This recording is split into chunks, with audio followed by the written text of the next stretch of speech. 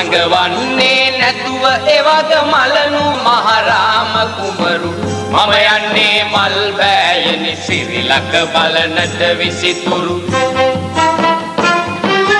සමගින් ඒ විභීෂණද හනුමන්තා සමග සොඳුරු ඇවිදින් ලංකාව තුලට සිත විලසින් ඉතාරු සිරු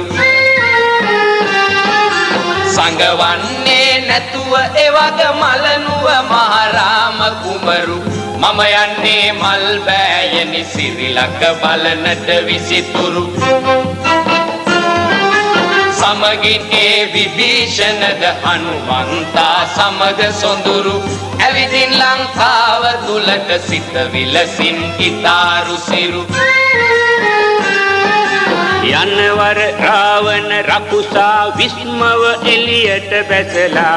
වානර කොල්ලන් යන රඟ බලානුවන් යුග හැරලා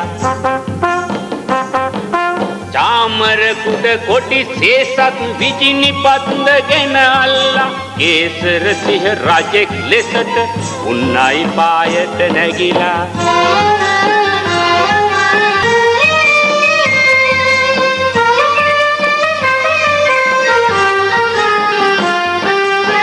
එමකල රිවි මුදුන් වෙලා බෙහෙවින් කළුවර වැටුනේ රිවි කුල රාම ස්වාමිට මේ කරුණ කිසිවක් නොදැනේ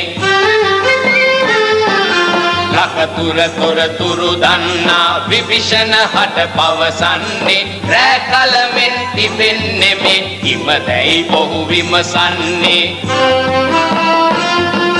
එපසට එම විභීෂණේ පවසයි කුමරුට මෙසින් ඔබහට වෛරව රවුලා උඩ කොඩි ඈගුවනේ ළමින්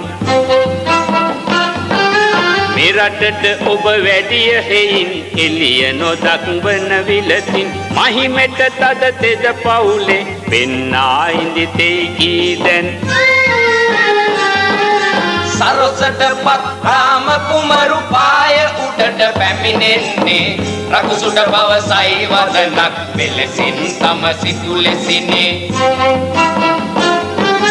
අහසට මතු වී ඉන්නා තොප කවුද ඇසු සඳිනේ නොලසට ගුගුරයි රවුලා තද කෝපෙන් රවමින්නේ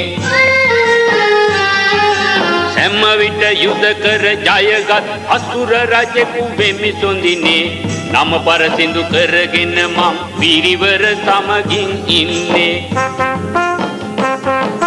හැම සුරයන් වන්දා මගේ පාමුල දෙමු අනුහසිනේ මම මේ සිරිලකට පසිඳු රජ වෙමි කීවයි අදිනේ එවදන අසමින් රාමා පායෙන් පනිමින් විගස පෙරදින කළ වදක් සීව කියන්නේ මේ ලෙසින් රොසට